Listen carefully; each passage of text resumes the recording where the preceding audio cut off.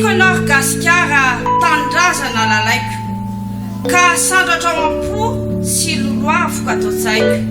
Fa raha misy faniriana tsara indrindra vatoloiko, tsy ho aniza fa ho anao ry ny latsahany tavoniko. Ny tendrazako lay teny tena mamiko, dia ahy tsy nindramiko, nanaovana ny lelako ka ahy tsy avelako.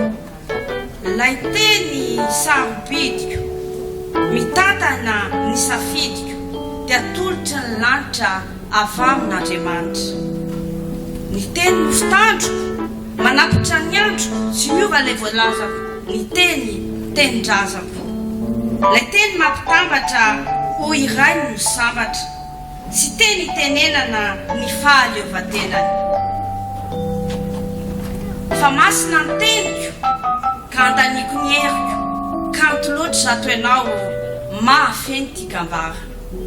Manakasy na ajaino, kolokoloina tsamarara, naiza no alehako, ny teny gasy reharehako.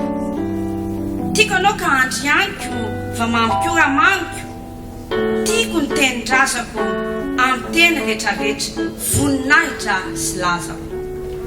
Fiteny raha iafaloko, izato ianao tenindrazako, mampientana ny foko, tsy mety afaka atombavako.